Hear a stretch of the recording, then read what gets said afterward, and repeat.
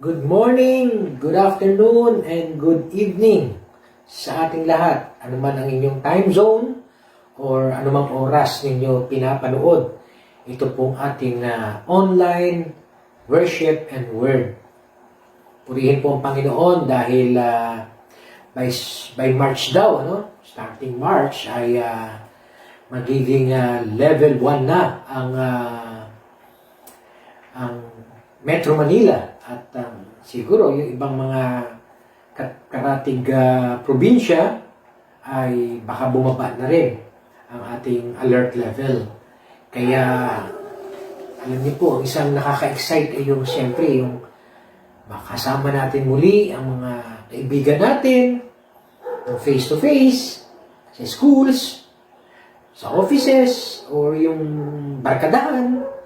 At lalo higit ang mga kapamilya natin, okay? Mga mahal natin sa buhay, yung ating mga anak at yung ating mga apo. Kami po ay simula nitong pandemic na ito talagang very seldom namin makasama, maging ang aming mga anak at ang aming mga apo. Kaya nakakamiss po, syempre, no? At hopefully, pagpasok po ng March ay baka abangan nyo lang po announcement namin, baka doon po tayo sa church na, no? Pero syempre, pag-uusapan pa po ng leadership mamayang hapon. Okay? So, abangan nyo na lang po yung announcement. At kung sakasakali man, ay makasama namin muli yung aming mga apo, no? Ang aming mga anak, na matagal na namin hindi nakikita dahil sa pandemic na to. Tama-tama, alam niyo po, yung pong ating pag-uusapan ngayon ay may connection po sa patungkol sa pamilya ba? Okay? Sa mga mahal natin sa buhay. So, simulan na po natin ang pangangaral. At ito po yung masusumpungan natin sa Mark chapter 3 from verse 31 to verse 35. At meron din pong parallel passages ito sa Matthew chapter 12 verse 46 to 50 at maging sa Luke chapter 8 verses 19 to 21. At ito po ang sinasabi doon. Then Jesus' mother and brothers arrived. Standing outside, they sent someone in to call him. A crowd was sitting around him, and they told him, "Your mother and brothers are outside looking for you." "Who are my mother and my brothers?" he asked. Then he looked at those seated in a circle around him and said, "Here are my mother and my brothers. Whoever does God's will is my brother and sister and mother." Manalangin po tayo at humingi tayo ng gabay sa banal na Espiritu. Muli, ikaw po ang aming pinapupurihan, dakilang Diyos. Panginoong Jesus, at dalangin po namin sa aming pong pag-aaral ng iyong mga salita, ang iyong pong banal na Espiritu ang siyang tunay na gumabay sa amin, magliwanag ng aming mga isipan, at higit sa lahat, may sakatuparan po namin sa aming buhay ang iyong mga kalooban. Dalangin po namin, Panginoon, na matanghal ka sa kalagitnaan po ng aming pangangaral, at hindi lamang po sa aming pakikinig, kundi maging sa aming mga buhay, sa aming mga pamilya, sa aming mga komunidad, at sa aming bansa. Salamat po, O Diyos. Ikaw po mabigyan ng papuri, parangal at luwalhati. Sa pangalan ni Jesus na aming Panginoon tagapagligtas. Amen. Amen. Sa mga nakaraan pong mga pag-aaral natin, masusundan po natin na yung popularity ni Jesus ay tumataas na. Okay? During His earthly ministry. Dahil sa kanyang mga teachings, sa kanyang mga healings, at maging sa mga miracles, yung pong casting out of demons na ginagawa niya. At itong mga huling mga nakaraang linggo ay narinig natin mula sa salita ng Diyos na nagkaroon siya ng argument, okay, sa mga Pharisees at saka teachers of the law. Okay?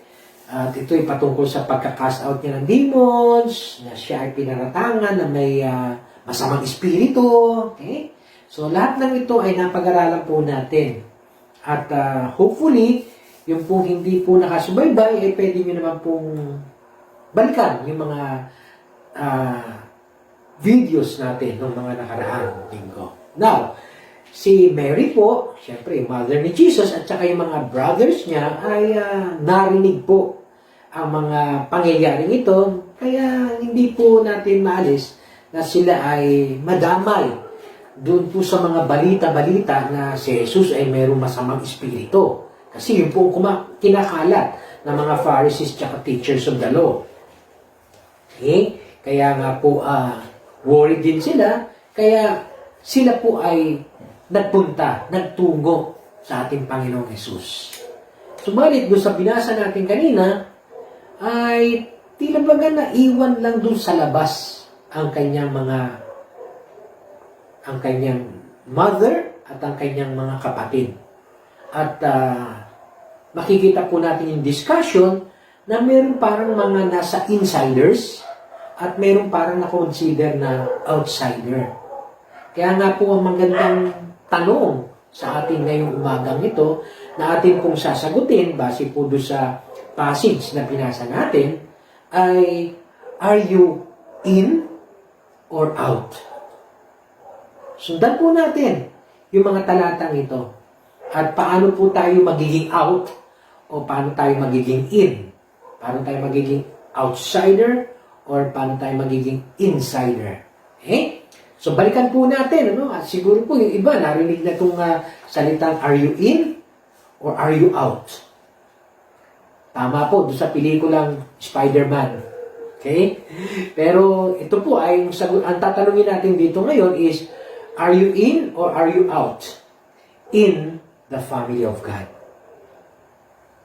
Okay? Okay? So, Mark chapter 3, balikan po natin yung binasa natin. Then Jesus' mother and brothers arrived. Standing outside, they sent someone in to call him.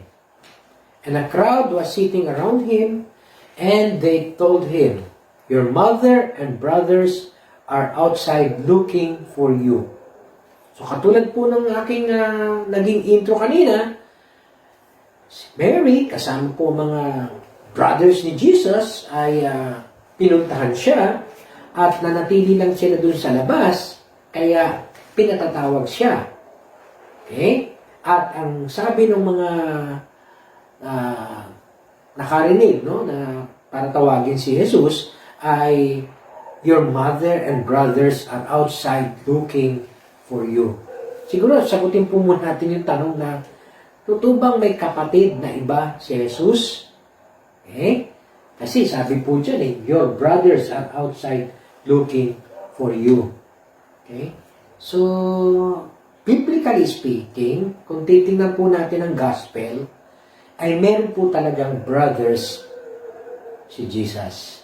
Sabi po sa Matthew chapter 13, verses 54 to 57, coming to his hometown, Jesus, he began teaching the people in their synagogue, and they were amazed. Where did this man get this wisdom and these miraculous powers? They asked. Kasi nagpunta si Jesus sa kanyang hometown. So yung mga tao doon ay nagtatanong, saan nakuha ng tao ito ang kanyang karunungan at ang kanyang kapangyarihan na maghimala? Isn't this the carpenter's son? Of course, no? Referring to Joseph. Isn't his mother's name Mary? And aren't his brothers James, Joseph, Simon, and Judas? Aren't all his sisters with us? So, kasama natin. Hindi ba ito yung anak ng karpintero? Hindi ba ang kanyang mami ay si Mary? At yung kanyang mga kapatid ay si James, Joseph, Simon, and Jude? At yung mga kapatid niyang babae, hindi ba kasama natin dito? Where did this man get all these things? And they took offense at him. Ay, naku. Ayan. Ikilala natin ang background niyan eh. So yung pong ginamit na Greek term, dito po sa salitang brothers is referring po talaga sa biological brother of at least one shared parent. Okay? According to the original rendition ng Greek. Okay? It doesn't suggest anything about cousins. Kasi meron pong iba nagsasabi na mga pinsan, pwede po kasing sabihin, adelphos po talaga brothers po talaga Okay? Or, mga anak ni Jose sa labas, outside marriage, o siguro earlier marriage. Pero alam naman po natin na hindi ganon ang personality o character o description ng Bible kay Joseph. Okay? So, ito po mga verses na to, referring actually po sa family members. Hindi lang po cultural brothers, kundi talagang biological brothers. Okay? So ito po sana ay isang pagtutuwid mula sa atin pong mga natutunan siguro nung araw. Dahil ito po mismo ay mababasa po natin sa Bible. Okay? Baka hindi po na ipapabasa kasi sa atin itong mga passages na to Kaya kung ano lang ang narinig natin, yun ang pangahawakan natin. Pero meron po talagang ganitong passage at yung pong original Greek rendition ng salitang brothers refers to biological brothers. Okay? So babalikan po natin yung kwento kanina na your mother and your brothers are looking for you. They are outside and they are looking for you. So, yung pong passage na to sa Mark 3 verses 31 and 32 ay may sinundan pong context yan. Bakit nila hinahanap si Jesus? Okay? So, sundan po natin, akyat muna tayo ng konti sa Mark chapter 3 verse 20 to 21. Jesus entered the house and again a crowd gathered so that he and his disciples were not even able to eat. Hindi po nakakakain na si Jesus dahil sa dami po ng mga ginagawa niya itinuturo. When his family heard about this, they went to take charge of him, for they said he is out of his mind.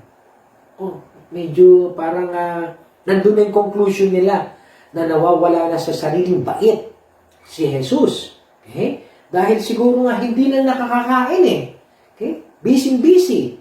Pero alam naman po natin, it is part of his ministry. Now, perhaps, to protect Jesus, they sought to restrain him. Kaya yung family members niya ay nagpunta sa kanya para siguro ingatan din siya, proteksyonan, at pigilan sa kanyang sobrang ministry at nawawala na ang kanyang oras sa pagkain. Now, balikan po natin yung pong binasa nating Mark 3:31 to 32. Then Jesus' mother and brothers arrived, standing outside. Bakit po hindi nila sila pumasok sa loob? Si Luke po sinabi ang dahilan kung bakit hindi sila pumasok sa loob. Sabi po din ni Luke doon, they could not reach him because of the crowd. Hindi naman po nandun lang sila sa labas at tawagin nyo nga si Jesus. Gusto namin siyang makausap. Hindi po na pwede naman silang pumasok. Kasi po, sobrang dami ng tao doon sa loob. Kaya they sent someone in to call him. Okay? Tapos yung crowd was sitting around him at sinabihan siya, your mother and brothers are looking for you. Okay? They are outside looking for you. Yung pong salitang looking daw, doon sa original rendition, hindi lang yung parang may request sila na gusto nilang makita si Jesus, kundi they were driven daw by their own agenda. They were seeking Jesus kasi alam nila kung anong the best para kay Jesus.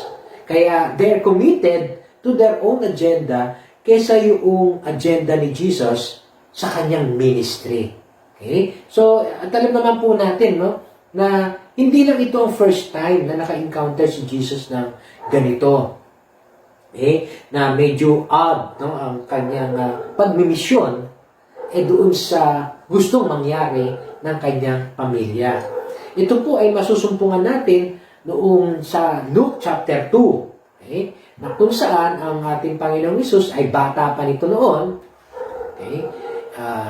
Kalagyan natin na 18 years ago. Yan, okay? Ay 12 years old po siya kasi noon. At ang sabi ng mga Bible scholars, 30 years old nung nagsimula siya ng kanyang earthly ministry. So that was 18 years earlier. Si Jesus ay 12 years old. Nasa temple siya, kasama niya ang kanyang mga magulang at perhaps ang kanyang mga kapatid. Pero nung umuwi na po yung kanyang mga magulang after nung religious festival nila, si Jesus ay nanatili doon.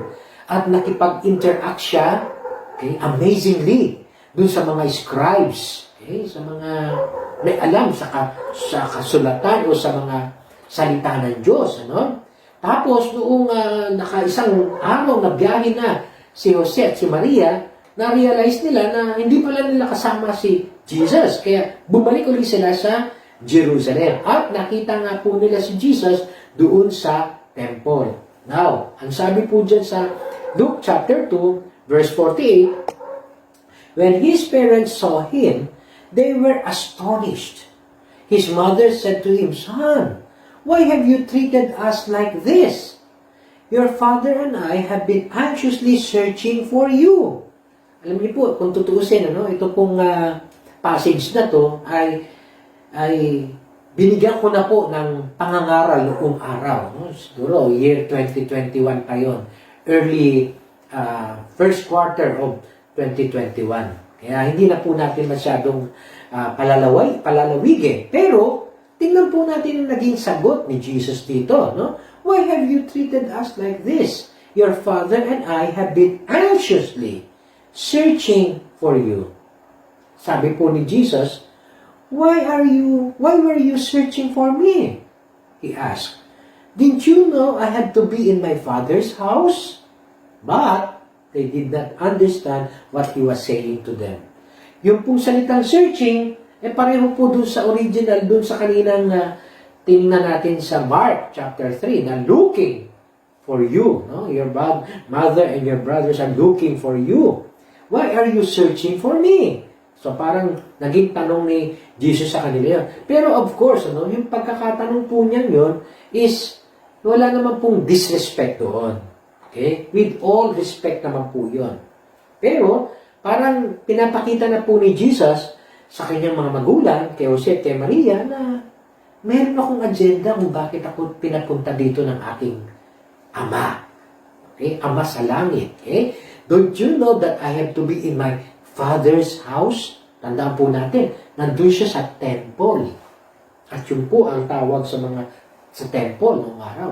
Father's house. Okay? Kaya nga po, for whatever reason, makikita natin na hindi nila naintindihan noong mga panahon na yon ang kahulugan ng sinasabi ni Jesus. Pero kung titingnan po natin, pagkatapos po nitong incident na to, he went down to Nazareth with them and was obedient to them. So makikita pa rin po natin na submissive pa rin si Jesus o obedient pa rin sa kanyang mga magulang, bagamat alam na niya kung ano mission niya sa mundong ito. Okay? Pero makikita po natin na dahil siya 12 years old during this time, andun pa rin po yung kanyang submission and obedience sa kanyang mga magulang. Now, patungkol naman po sa kanyang mga kapatid. John chapter 7, verse 2 to 5, okay, meron pong makikita tayo dito kung ano ang relationship niya sa kanyang mga kapatid, sa mga brothers niya. When the Jewish Feast of Tabernacles was near, Jesus' brothers said to him, "You ought to live here and go to Judea." Siyempre, merong kapistahan doon, no? Go to Judea so that your disciples may see the miracles you do. No one wants to become a public figure, acts in secret. Since you are doing these things, so show yourself to the world. Ang pinakadahilan, sarcastic po ito kung tutusin. Itong mga salitang ito. Ang pinakadahilan po, for even his brothers, his own brothers, did not believe in him. So ito po yung reactions ng kanyang mga siblings, no? Patungkol sa pananampalataya sa kanya. Okay? Even his own brothers did not believe in him. So may agenda po. Okay? Kung makikita natin ang isa't isa, siyempre, hindi po natin maalis yung agenda ni Mary, ni Joseph, Nung hinahanap nila si Jesus, kasi siyempre, anak nila, at kailangan alagaan nila, ingatan nila, and 12 years old pa lang siya noon. Pero during this time, nasa ministry na po si Jesus, nagmi-minister na po siya, even his own brothers, hindi po naniniwala sa kanya. So, makikita po natin ngayon yung scenario. Now, pag pinalikan po natin yung Mark chapter 3, 31 to 32, ayun na naman, no? Your mother and your brothers are outside looking for you. Kung titingnan po natin, usually, sa mga household relationship, yung family mo ang insider. At yung mga crowds, dapat yun ang mga outsiders. Diba? Pero dito, parang reversed ang nangyari. Yung order is in reverse. Okay? Bakit yung mga mahal niya sa buhay, supposedly, yung kanyang mother at brothers, sila'y nasa labas. At yung mga crowd, sila ang nasa loob. At hindi man lang niya pinuntahan sila. Okay? Hindi man lang siya lumabas para kausapin siya. Now, bago po natin i-judge itong mga family members na to, okay? Tandaan po natin na noong mga panahon na yon, limited po ang communication. Okay? So, si Jesus po ay marami na po ang na-attract sa kanyang na-attract ang kanilang attention kay Jesus dahil siyempre, marami na siyang ginagawang himala, pagpapagaling, pagtuturo, okay? At itong mga, siyempre, mga brothers at saka si Mary ay hindi naman directly nakakausap siya kasi gala siya, no? Kung saan-saan siya nakakarating. At ang nakakalungkot, maaring dumating sa balita kay Mary at saka sa kanya sa brothers ni Jesus na nasisiraan ng araw ng bait at na sasaniban na ng masamang espiritu. Okay? Katulad ng mga natutunan po natin ng mga nakaraang araw. So, ito po ay out of concern lang naman. Pumunta sila doon kung saan nagtuturo si Jesus, pero too much crowd. Kaya umaasa lang sila na makarating yung mensahe nila na nandito ka mo yung mami at saka mga kapatid ni Jesus. Pakisabi sa kanya. Kaya nga, di ba, sabi dyan, they sent someone in to call him. Para lumabas. Okay? So, ayaw po natin mangyari na parang maging maharsh tayo agad sa family ni Jesus. Pero kung tutusin po, ang family po is very important sa Jewish culture. And I do believe, maging kay Jesus, very important ang relationship niya sa kanyang family. Although yung family niya ay maaaring misunderstood siya. Hindi naiintindihan yung kanyang misyon. Diba? Nabasa nga natin kanina sa Luke na maging sila Mary at si Joseph ay they did not understand. Okay? Kung ano ang sinabi ni Jesus na, don't you know that I have to be in my Father's house? Okay? So, may misunderstanding pa sa kanya kung ano ba talaga ang mission niya sa mundong ito. Okay? So, tandaan po natin, minsan lang naman dumalaw yung Angel Gabriel kay Joseph at kay Mary. At 12 years na yun, kaya maaaring isang ordinaryong bata na kasama nila, kaya maaaring hindi nila agad naaalala. Kaya nga po, kung tutusin, ito pong relationship nila, alam naman natin, no? Nagkaroon ng unbelief din ng mga brothers niya sa kanya, pero naniniwala po ako, pinapahalagahan po mabuti ni Jesus ang kanyang mga kamag-anak. Okay? Napakahalaga po para sa mga Hudyo ang family. Parang mga Pinoy, no? Ang mga Pinoy po talagang napakahalaga sa atin. Ang family natin, ang pamilya natin. Okay? So, kung minsan ay nakakalungkot lang isipin na parang binabaliwala natin ang mga pamilya. Pero kung tutusin, napakahalaga po sa isang Pinoy. Okay? Napakahalaga ng pamilya. Yun nga lang, syempre, dahil dito sa atin pong sitwasyon ngayon, ay medyo meron po tayong disconnection sa kanila. Pero alam niyo po, pag nakaraos din to, syempre, magiging maayos uli ang ating ugnayan sa kanila. Now, ganun din po ang Jewish culture. Ang Jewish family relationship ay pinapahalagahan po nila ng gusto. At ito po yung masusumpungan natin, no? From the Old Testament tsaka sa mga epistles, sa writings po ng mga apostles, no? Ng mga letters, no? Sabi po sa Exodus 20, verse 12, honor your father and your mother. So kasama po ito sa Ten Commandments, ha? So that you may live long in the land the Lord your God is giving you. So nandun po yung paggalang na dapat ibigay sa mga magulang. At pagdating po kay Paul sa Ephesians chapter 6, inulit niya yun. Children, obey your parents in the Lord, for this is right. Honor your father and mother, which is the first commandment with a promise. Okay? That it may go well with you and that you may enjoy long life on the earth. So pinapahalagahan po mula sa Old Testament hanggang sa New Testament ang family relationship. Honor your father and mother. Children, obey your parents. At pagdating po sa sulat ni Paul kay Titus, ang sabi po niya, yung elder, yung pong isang namumuno sa iglesia, must be blameless, husband of one wife, a man whose children believe and are not open to the charge of being wild and disobedient. So makikita po natin, dinidescribe pa mabuti, no? Yung relationship nung tatay sa kanyang mga anak. Yung mga anak niya ay mananampalataya at wala pong maaakusahan bilang mga antitigas ng ulo o wild. Okay? So ito po yung makikita natin na may pagpapahalaga po ang Jewish culture when it comes to family. At hindi lang po yan, no? Maging sa kay Jesus nung siya ay nakapako sa krus. Okay?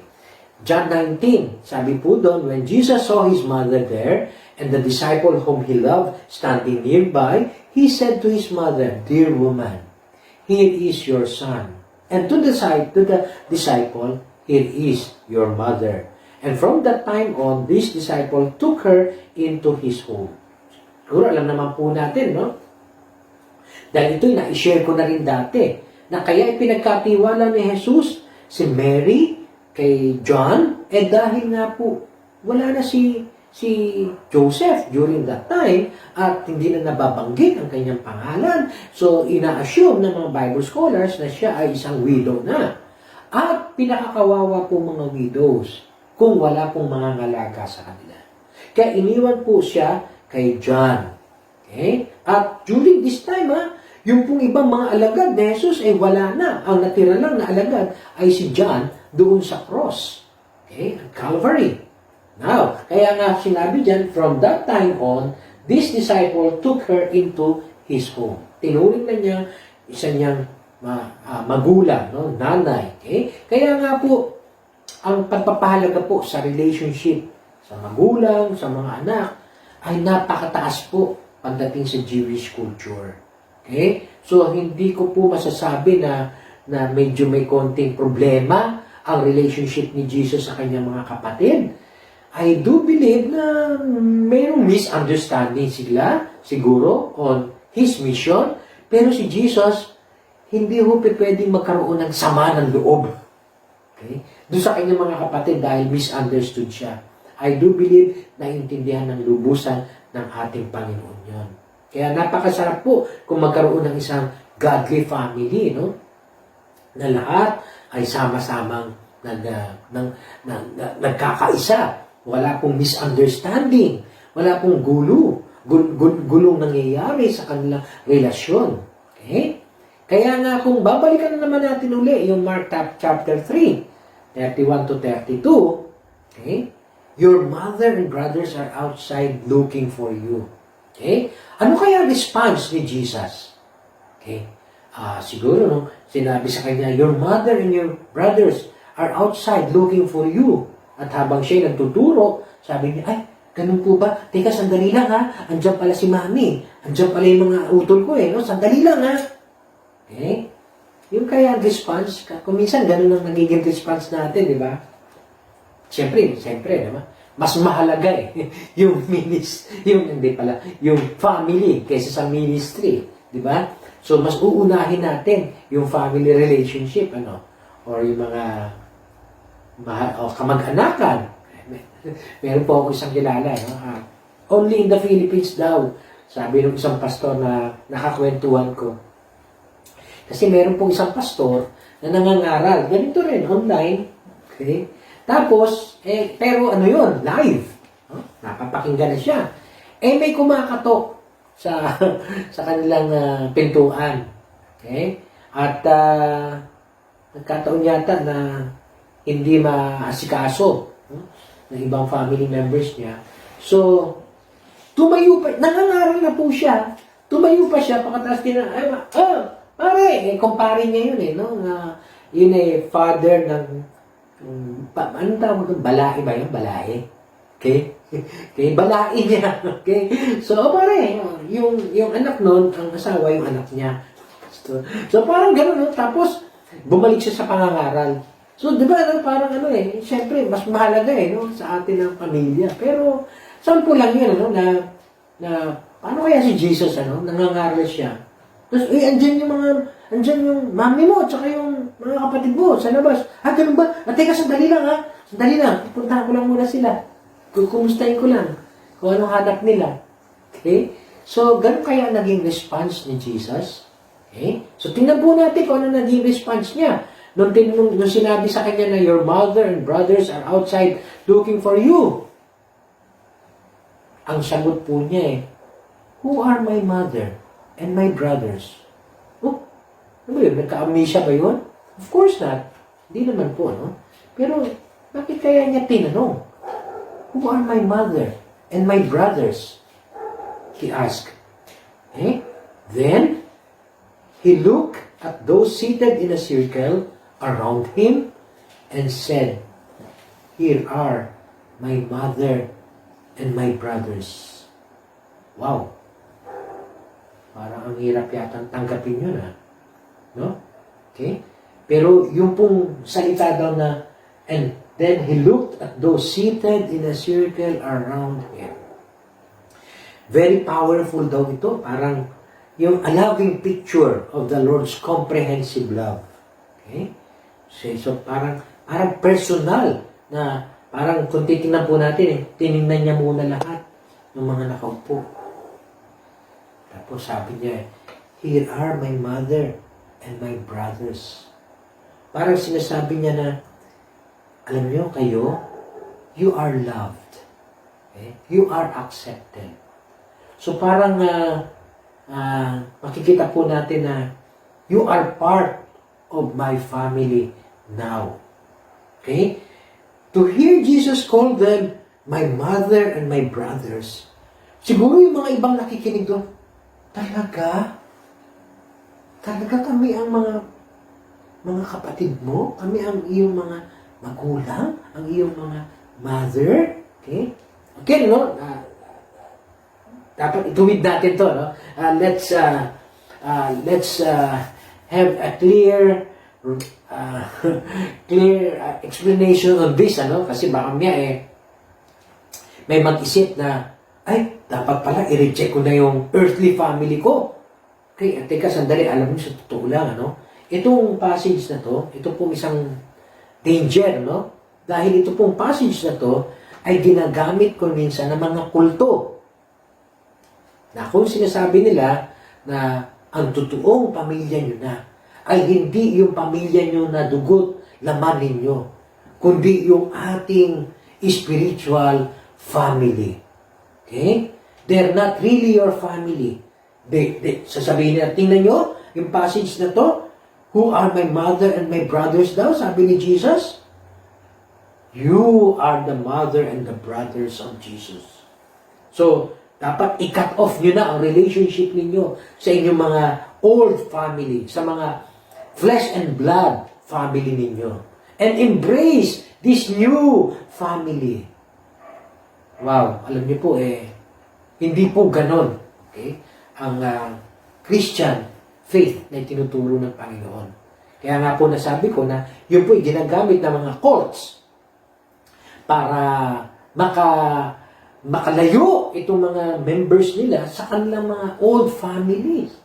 Hindi po ganun ang kultura na itinuturo ng Panginoon. Okay? But then, ito po ang kumikilos na kuminsan mga false teachings na lumalabas. Okay? Now, hindi naman po sinasabi ni Jesus dito na hindi na niya mahal ang kanyang mga half-brothers, si Mary. Okay?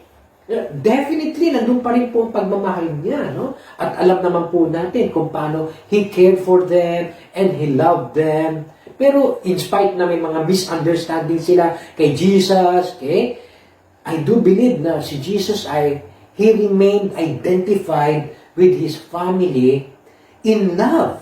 Okay? No matter kung ano man ang kanilang iniisip sa Kanya, kahit na iniisip nila nasisiraan siya ng ulo, okay? Pero, very shocking ito na marinig natin, sa isang, sabihin nating, ethnocentric, patriarchal, family-centered culture ng mga Hudyo, okay? Na, here are my mother and my brothers. So, alam niyo po meron po bagong marinig tayo dito na sabihin po natin, Jesus may be referring to a new family, but not disregarding the old family. Okay? Alam niyo po, kahit naman sa Luke 11, meron pong isang instance doon. Okay? Luke 11:27 to 28. As Jesus was saying these things, a woman in the crowd called out, "Blessed is the mother who gave you birth and nursed you." Okay? So, meron isang babae, ang sumigaw. At sabi niya, mapalad ang nanay na nagluwal sa iyo. Okay? At nag-alaga sa iyo. Okay? Referring to Mary, of course, Pero alam niyo po, ang reply ni Jesus, "Blessed rather are those who hear the word of God and obey it." Wow. Medyo naniniwala po ako, hindi po disrespect kay Mary yun. Okay? Dahil parang pintutunayan lang naman ni Jesus na, mapalad talaga si Maria. Dahil siya ang nagluwal sa akin. Pero, mapalad rin ang mga taong nakakapakinig ng kanyang mga salita at sa kanyang salita ng Diyos at sumusunod sa mga ito. Okay? Tinutupad ang mga ito. "Who are my mother and my brothers?" he asked. Then, he looked at those seated in a circle around him and said, "Here are my mother and my brothers." Bakit niya nasabi na here are my mother and my brothers? Okay? Paano ba magiging member ng family, ng Yuma family? Itong tinutukoy ni Jesus na to. How can we be in His family? In this new family. Kasi siyempre, definitely, hindi po tayo part ng kanyang flesh and blood family. Kundi tayo ay outsider talaga. Out of the family of God. Pero ngayon, how can we be in? Okay? Sabi niya, "Here are my mother and my brothers." How can one become a member of the family of God? How can we be in the family of God? Are you in or are we out? Okay? Ang sagot po ni Jesus dito, whoever does God's will is my brother and sister and mother. Kung titignan po natin, naghahanap talaga sa kanya, mother and brothers lang. At patriarchal kasi ang mga Hudyo, kaya yung mga kababaihan ay hindi masyadong nababanggit. Bagamat nabasa natin kanina na ang comment ng mga ka-hometown niya is, hindi ba kilala natin ang kanyang nanay ay si Maria at ang kanyang mga kapatid ay si James, si Joseph, si Simon at saka si Jude at yung kanyang mga kapatid na babae kasama natin. So, meron siyang kapatid na babae. Pero hindi po binanggit doon, My mother and my brothers lang, Maaaring yung mga kapatid niyang babae ay hindi sumama. Pero, yung pong sinabi ni Jesus, whoever does God's will is my brother and sister and mother. Dinagdagan po niya yung salitang sister. Noong araw po, ay medyo ano yun, radikal. Kasi kadalasan, hindi kasama mga kababaihan sa mga kwentuhan. Pero dito, parang sinasabi ni Jesus na the women, the sisters, are equally significant as the brothers. Okay? So, naniniwala ako, merong ano sa atin to dapat, no? May dating sa atin dapat to. Dapat i-appreciate natin yung mga kababaihan sa loob ng ating iglesia in a more meaningful way. Na hindi natin sila dapat iniisip. Dapat walang favoritism, walang palakasan, na dapat lalaki lang lagi. Okay? Now, this is the truth. Even women are welcome. Okay? Anyone, okay? Whoever does God's will. Ito po, dinidefine ng ating Panginoon. Whoever is the doer of God's will is part of this family. If you are doing God's will, then we are in the family of God. Okay? So, para may pinapakita pong bagong community na tinutukoy dito of spiritual family, not only sa physical relationship, okay, na siyang basis ng ating family, no? Parang Jesus was now redefining what a family is. He is now reorienting the thoughts of the people, of His followers. Yeah, meron kayong kanya-kanyang family, but we could also have a spiritual family. Then, parang there is a reprioritizing of relationship. Kasi kung titingnan po natin, no, hindi niya inuna no, yung kanyang mother and brothers, no, kundi yung physical, no, kundi ito, pinakilala niya. Here are my mother and my brothers. Whoever does God's will is my brother, my sister, and my mother. So, He's now reassuring the disciples na we have a new relationship. Okay? So, makikita po natin na medyo may priority. Okay? Si Jesus, other than the blood relationship. Okay? Yes, ang Bible po defined the family as an important relationship. Pero meron pong another kind of relationship. Spiritual relationship. That relationship is inseparable. Okay? In obeying God's will or God's word. Okay? Whoever does God's will is my brother, my sister, and my mother. Kung makikita po natin, is, hindi po binanggit na has the potential of becoming my brother, hindi po, or will one day become my brother, sister. Hindi po. Whoever does God's will is, present tense po, at this point in time. Whoever of us is doing God's will is considered as his brother, his sister, and his mother. Okay? Yun po ang magiging ticket natin.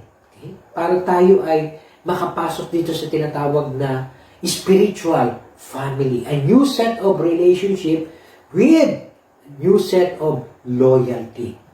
Okay? So makikita po natin yung boundaries natin before extended na sa blood relationship lang.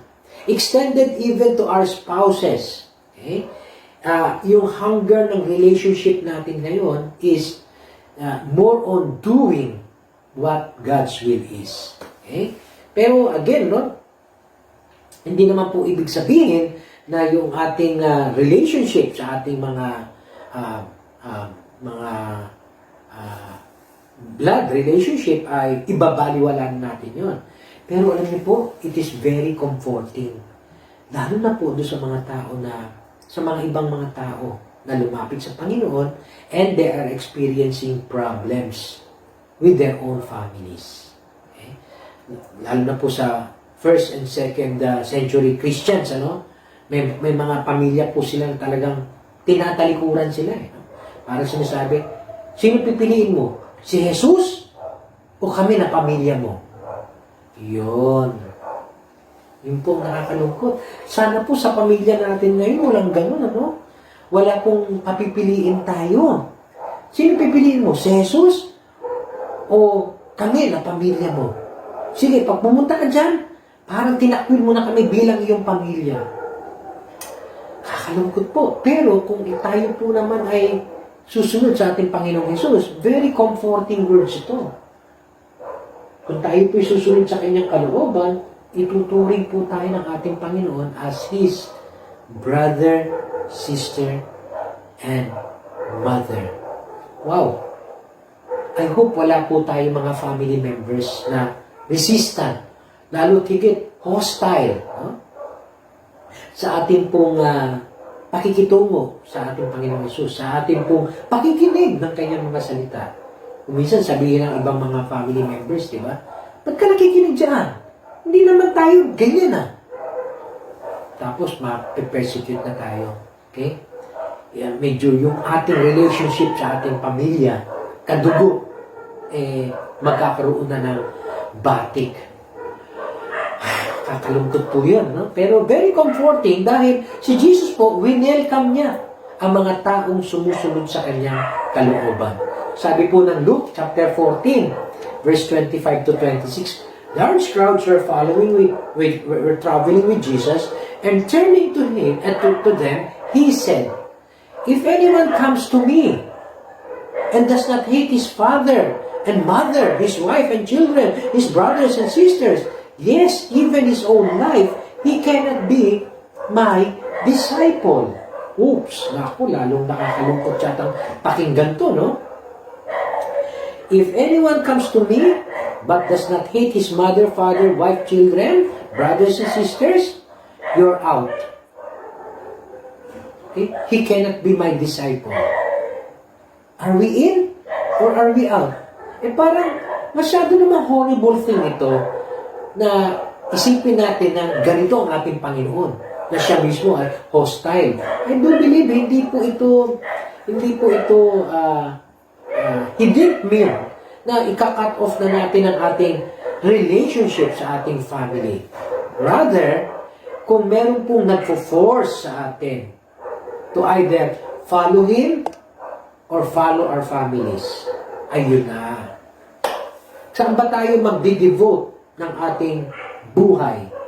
Sa Kanya o sa sarili natin at sa ating mga kapamilya?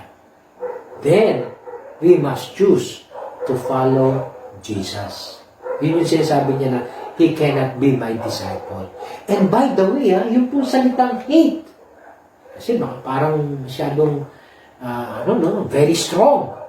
If anyone comes to me and does not hate, alam niyo po, sa original Greek, hindi naman po ito yung hate na nagagalit tayo o namumuhi tayo. Okay? Sa ating mga tatay, nanay, asawa, anak, mga kapatid, okay? Sa ating mga magulang, hindi po yun ang ang original Greek ng salitang hate. Kundi, it's more, very strong kasi yung translation sa English, It's more of a lesser love. If anyone comes to me and does not love his father, mother, wife, children, his brothers and sisters, less, okay, than me, so it's more of yung pag-ibig na inuukol nyo sa inyong mga magulang, more than yung pag-ibig na inuukol nyo sa akin, parang ganon. You cannot be my disciple. So, ibig sabihin, pwedeng mahalin pa rin natin ang ating mga magulang, ang ating mga family relationship, flesh and blood, pero lesser love than the love we offer to Jesus. Siya ang first priority. Then ito. Now, June, kung sakasakaling papipiliin tayo ng ating mga family members between Jesus and, naman, okay, nakakalungkot pong isipin yun. Okay? Na sana wala pong mangyaring ganon. Okay? Pero dito po, sinasabi po dito ni Jesus na It would really be a difficult decision. Heartbreaking decision. But we need to do or to decide on something. Okay? Kaya sana po, no? Hopefully, sa mga nakikinig sa atin dito, wala po tayong mga magulang o mga mahal sa buhay na pinapipili tayo between Jesus and them. Para hindi na po tayo mahirapan pa. Okay? Sabi sa Mark chapter 10, verse 29 to 30, I tell you the truth, Jesus replied, no one who has left home, or brothers, or sisters, or mother, or father, or children, or fields for me and the gospel will fail to receive 100 times as much in this present age, home, brothers, sister, mothers, children, and fields, and with them persecutions in the age to come, eternal life. And in the age to come, eternal life. Meron pong ilan ng mga tao ang talagang iniwanan ang kanilang mga pamilya. Okay? Para sumunod kay Jesus. Si James and John lang. Alam mo natin yan, the Zebedee brothers. Noon sila tinawag ni Jesus, iniwan nila yung kanilang tatay, iniwan nila ang kanilang hanap buhay, yung pong pangingisda, at sumunod kay Jesus. Yung kanilang fishing business. Okay? They responded to the radical call of Jesus to become insiders. Okay? Kaya nga po, yung ating response will really affect our relationship. Okay? So, pero alam niyo po, no, kung papansinin natin, ang sino man daw po ang sumunod sa ating Panginoong Jesus. Okay? Meron din pong kapalit 100 times. Sa present age, pamilya din. At ito po yung tinutukoy nga nating spiritual family. Pero sana, mas maganda nito hindi lang po tayo ang maligtas, ang maging masunurin sa ating Panginoon Jesus, kundi yung buong pamilya natin.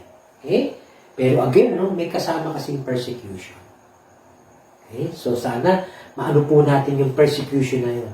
Mapagtagumpayan natin. Hindi naman po natin kailangan i-dichotomize, no? Paghiwalayin yung flesh and blood family natin at saka doon sa family of God.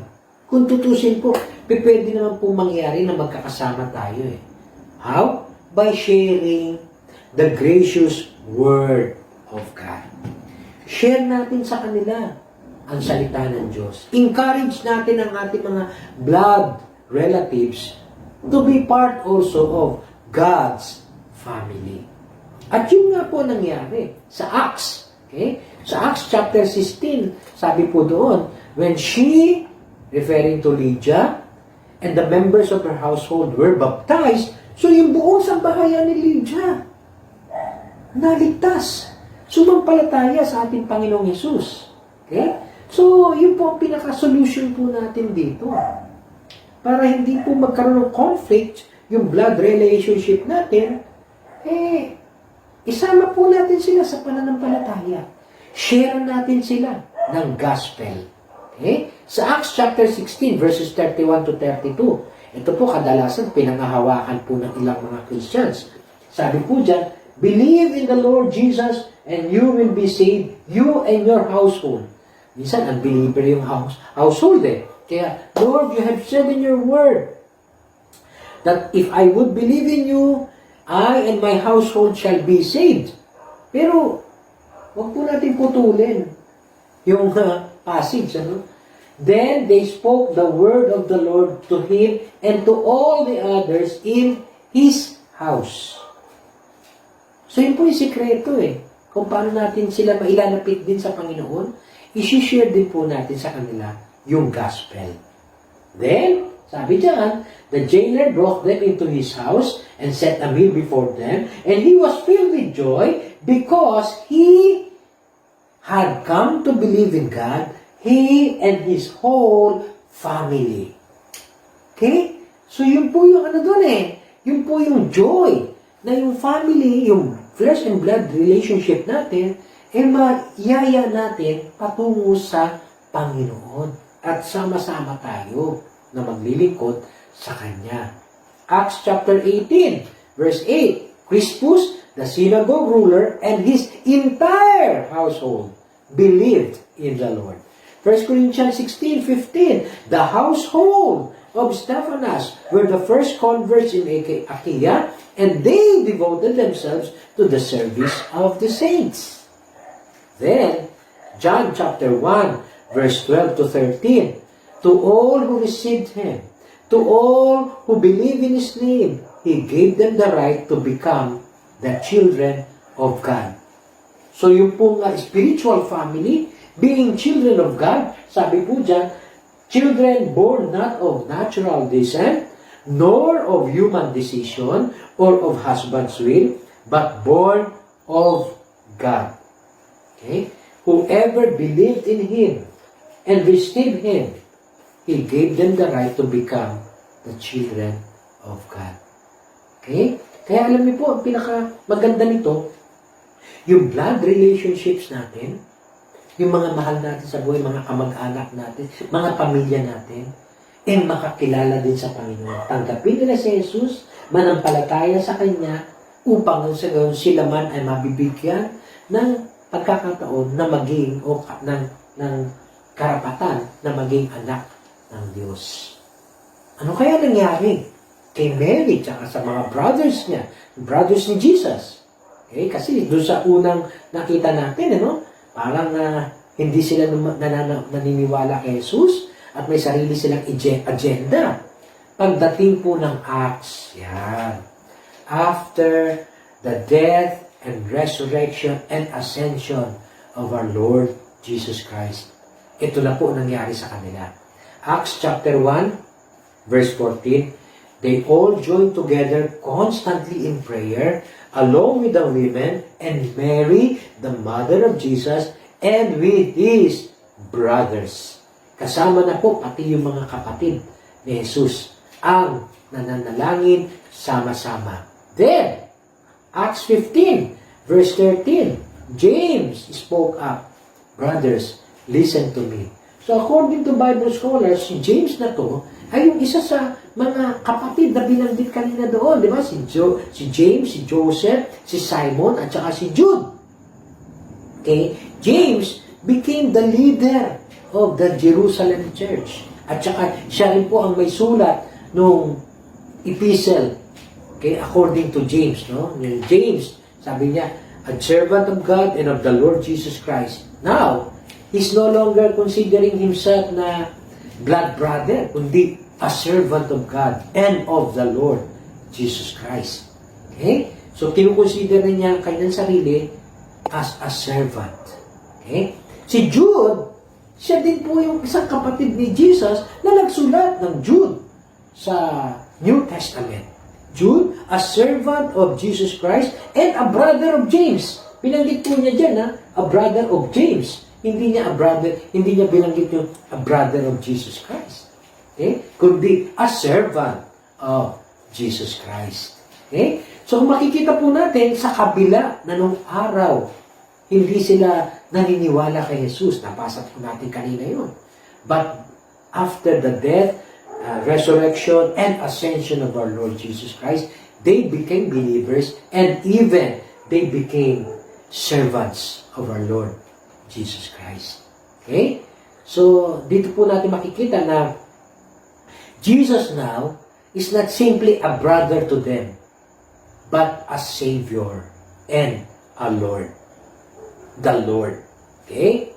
Okay? So, probably, sa atin po ngayon, meron po tayong mga kapamilya na maaaring sa umpisa ay nire-reject si Jesus. Continue praying for them. Continue sharing to them the gospel. And hopefully, dumating din ang time na sila po ay kumilala sa ating Panginoon at sila po ay maging kapamilya natin sa pamilya ng Diyos. So, ang challenge ko po sa bawat sa atin ngayon, yes, family is very important. Okay? At ang lesson po natin dito is the family should not be minimized. Also, hindi rin natin dapat i-maximize Okay? Huwag natin i-downplay ang ating family at huwag naman din natin i-idolize masyado ang ating family. Okay? Yes, it is a blessing in life if we have a loving and supportive flesh and blood family. Okay? Okay? Kung ang husband and wife, they truly love one another, where the parents and children, they support one another. Pero alam niyo po, kung minsan yung ating mga natural families, may complications din no? Kung minsan nagkakahiwalay yung iba, namamatay, at yung mga bata, kung minsan nagsasuffer, pag nakita nila yung kanilang mga magulang, magulo, okay? Walang care sa isa't isa. Okay? Kaya nga po, there are times that our natural families are hostile to us. Okay? Detrimental. Instead na beneficial sila. Okay? Yung bang papipiliin tayo? Sino yan? Si Jesus ba yan? Sige, sino? Pumili ka. Gusto mo dyan? O pamilya? Okay? They either, in reality, yung ating mga family, they are forcing us to choose between Jesus and them. Yun po ang isang nakakalungkot. Maganda sana kung meron tayong loving and supportive family. What if ito po ang natural family natin? Hostile. Okay? Forcing us to choose between Jesus and them. Okay? So, ito po ang pinakamabigat na desisyon na gagawin natin. But, Jesus is offering us a new family to be with Him. Okay? And to be with the new family of brothers and sisters. Okay? Na pare-pareho po tayong iisa ang pananampalataya. Yun po ang ating communality na ngayon. Dati, blood ang communality natin. Kaya tayo natawag na pamilya. Kasi kadugo natin. Now, ang new family po, ang communality natin is faith in the Lord Jesus Christ. Kapananampalataya natin. Okay? Jesus is offering a new family for us to be with. Ang tanong ko po, ang challenge, do we want to be part of this God's family? Do we want to be in? Then, let us do His will. Kasi yun naman po ang nais ng ating Panginoong Jesus. Okay? Are we in or are we out? Let us do His will. Repent of our sins. Receive Jesus Christ as our Lord and Savior. Then, we will become an insider and a family and a member of the family of God. Wow!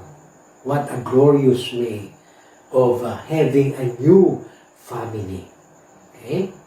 Hopefully, bawat isa sa atin ay maging insider and not outsider of the family of God. Manalangin po tayo. Oh Lord, hopefully Lord, bawat members, bawat nakikinig ngayon ng pangangaral mo ay maging bahagi ng iyong pamilya. Pamilya mo, Panginoon. Dalangin po namin, Lord, na maging ang aming mga pamilya din ay blood relations ay mahikayat namin para maging member ng family mo. Tulungan mo po ang bawat isa. Tulungan mo po kami. At nais po namin na lahat po kami ay sama-samang maglingkod sa iyo. Salamat po, Diyos, dahil naniniwala kami in your proper time. Okay? As we share your word, as we share your grace, your salvation, the whole household will be saved. Thank you, Lord. Thank you, Lord. Enable us, Lord.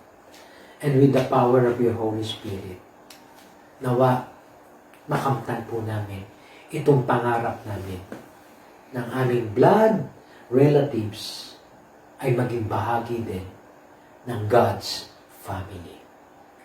Thank you, Lord, Salamat po. In Jesus' name. Amen. Amen. Amen. Nawa ang pag-ibig ng ating Diyos Ama, ang biyaya at pagliligtas ng ating Panginoong Hesus, at ang pagsama ng Banal na Espiritu sa atin at sa ating pamilya, mapasa atin lahat, ngayon at magpakailanman. Amen. God bless us all and see you again next week.